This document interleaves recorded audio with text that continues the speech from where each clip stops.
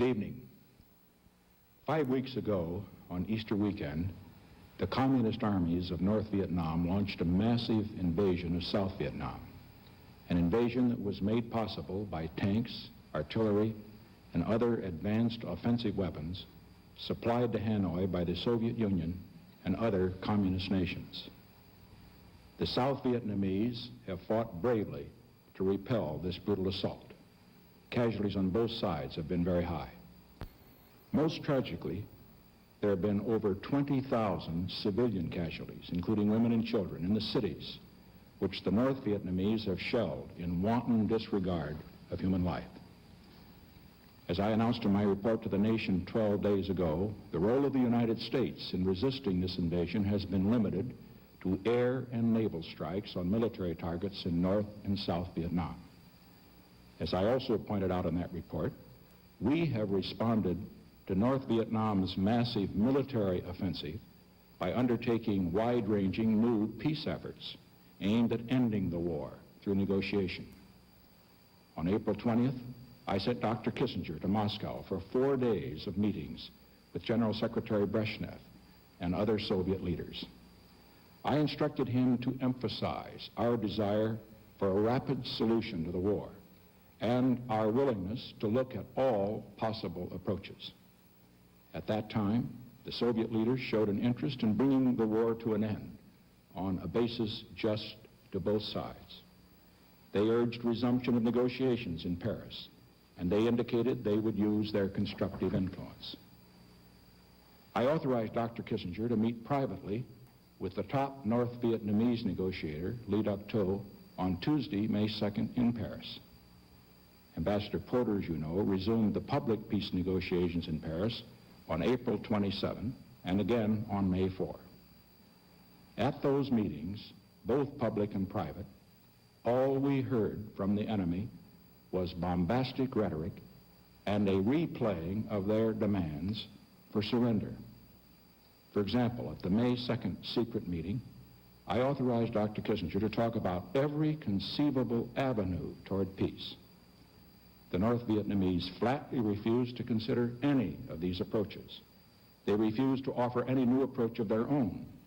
Instead, they simply read verbatim their previous public demands. Here's what over 3 years of public and private negotiations with Hanoi has come down to. The United States, with the full concurrence of our South Vietnamese allies, has offered the maximum of what any president of the United States could offer. We have offered a de-escalation of the fighting. We have offered a ceasefire with a deadline for withdrawal of all American forces. We have offered new elections, which would be internationally supervised, with the communists participating both in the supervisory body and in the elections themselves. President Chu has offered to resign 1 month before the elections. We have offered an exchange of prisoners of war in a ratio of 10 North Vietnamese prisoners for every 1 American prisoner that they release. And North Vietnam has met each of these offers with insolence and insult. They have flatly and arrogantly refused to negotiate an end to the war and bring peace. Their answer to every peace offer we have made has been to escalate the war. In the 2 weeks alone since I offered to resume negotiations, Hanoi has launched 3 new military offensives in South Vietnam. In those 2 weeks, the risk that a communist government may be imposed on the 17 million people of South Vietnam has increased. And the communist offensive has now reached the point that it gravely threatens the lives of 60,000 American troops who are still in Vietnam. There are only 2 issues left for us in this war. First, in the face of a massive invasion, do we stand by, jeopardize the lives of 60,000 Americans, and leave the South Vietnamese to a long night of terror? This will not happen. We shall do whatever is required to safeguard American lives and American honor. Second, in the face of complete intransigence at the conference table, do we join with our enemy to install a communist government in South Vietnam? This, too, will not happen. We will not cross the line from generosity to treachery. We now have a clear, hard choice among three courses of action: immediate withdrawal of all American forces, continued attempts at negotiation, or decisive military action to end the war. I know that many Americans favor the first course of action, immediate withdrawal. They believe the way to end the war is for the United States to get out and to remove the threat to our remaining forces by simply withdrawing them. From a political standpoint, this would be a very easy choice for me to accept. After all, I did not send over 500,000 Americans to Vietnam. I have brought 500,000 men home from Vietnam since I took office. But abandoning our commitment in Vietnam here and now would mean turning 17 million South Vietnamese over to communist tyranny and terror. It would mean leaving hundreds of American prisoners in communist hands with no bargaining leverage to get them released. An American defeat in Vietnam would encourage this kind of aggression all over the world, aggression in which smaller nations, armed by their major allies, could be tempted to attack neighboring nations at will in the Mideast, in Europe, and other areas. World peace would be in grave jeopardy. The second course of action is to keep on trying to negotiate a settlement. Now, this is the course we have preferred from the beginning, and we shall continue to pursue it. We want to negotiate. But we have made every reasonable offer and tried every possible path for ending this war at the conference table. The problem is, as you all know, it takes two to negotiate. And now, as throughout the past 4 years, the North Vietnamese arrogantly refuse to negotiate anything but an imposition, an ultimatum, that the United States impose a communist regime on 17 million people in South Vietnam who do not want a communist government. It's plain, then, that what appears to be a choice among three courses of action for the United States is really no choice at all. The killing in this tragic war must stop. By simply getting out, we would only worsen the bloodshed. By relying solely on negotiations, we would give an intransigent enemy the time he needs to press his aggression on the battlefield. There's only one way to stop the killing. That is, to keep the weapons of war out of the hands of the international outlaws of North Vietnam. Throughout the war in Vietnam, the United States has exercised a degree of restraint unprecedented in the annals of war. That was our responsibility as a great nation. A nation which is interested, and we can be proud of this as Americans, as America has always been, in peace, not conquest.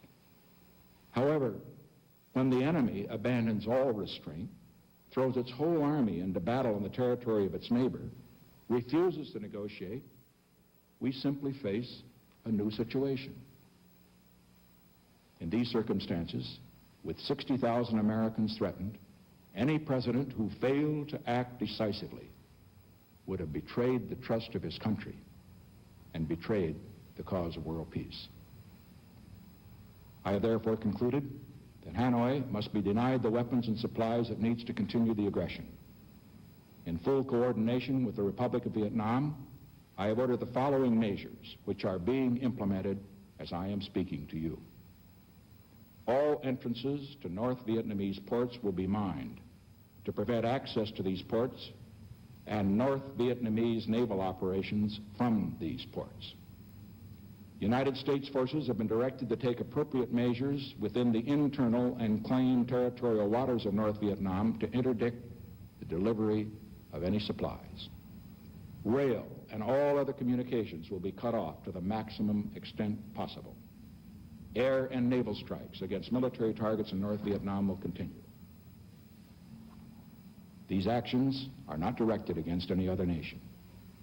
Countries with ships presently in North Vietnamese ports have already been notified that their ships will have 3 daylight periods to leave in safety.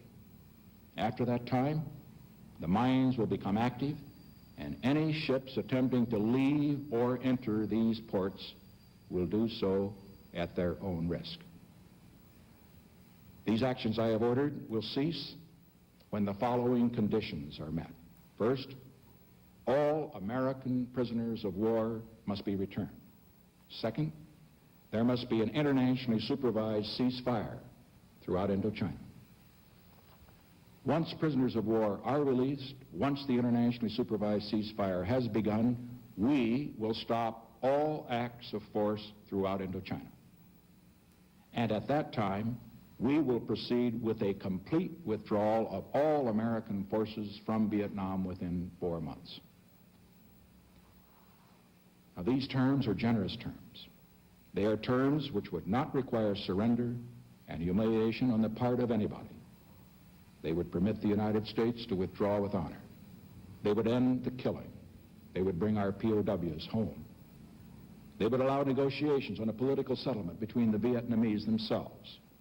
They would permit all the nations which have suffered in this long war, Cambodia, Laos, North Vietnam, South Vietnam, to turn at last to the urgent works of healing and of peace.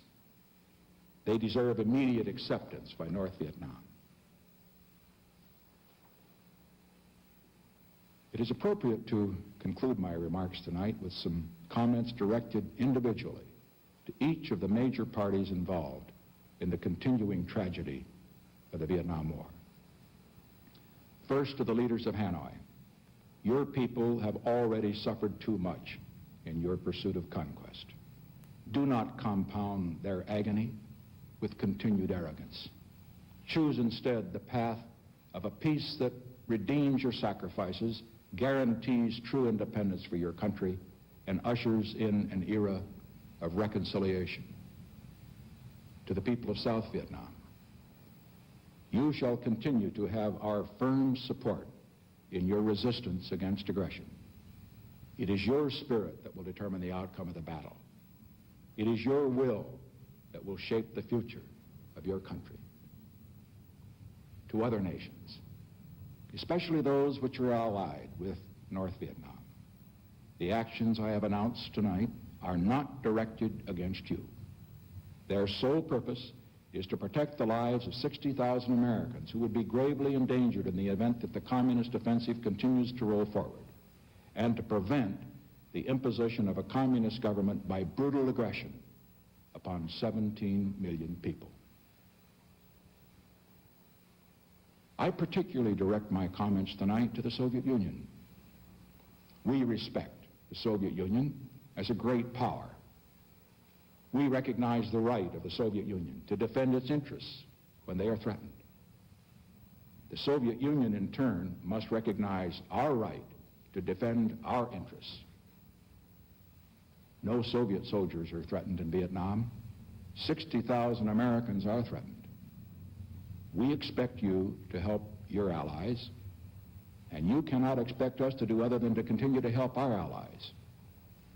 But let us, and let all great powers, help our allies only for the purpose of their defense, not for the purpose of launching invasions against their neighbors. Otherwise, the cause of peace, the cause in which we both have so great a stake, will be seriously jeopardized. Our two nations have made significant progress in our negotiations in recent months. We are near major agreements on nuclear arms limitation, on trade, on a host of other issues. Let us not slide back toward the dark shadows of a previous age. We do not ask you to sacrifice your principles or your friends, but neither should you permit Hanoi's intransigence to blot out the prospects we together have so patiently prepared. We, the United States and the Soviet Union, are on the threshold of a new relationship that can serve not only the interests of our two countries, but the cause of world peace. We are prepared to continue to build this relationship. The responsibility is yours if we fail to do so. And finally, may I say to the American people, I ask you for the same strong support you've always given your president in difficult moments. It is you, most of all, that the world will be watching. I know how much you want to end this war. I know how much you want to bring our men home. And I think you know from all that I have said and done these past 3.5 years how much I too want to end the war to bring our men home. You want peace. I want peace. But you also want honor and not defeat. You want a genuine peace, not a peace that is merely a prelude to another war. At this moment, we must stand together in purpose and resolve. As so often in the past, we Americans did not choose to resort to war. It has been forced upon us by an enemy that has shown utter contempt toward every overture we have made for peace. And that is why, my fellow Americans, tonight, I ask for your support of this decision. A decision which has only one purpose: not to expand the war, not to escalate the war, but to end this war and to win the kind of peace that will last. With God's help, with your support, we will accomplish that great goal. Thank you, and good night.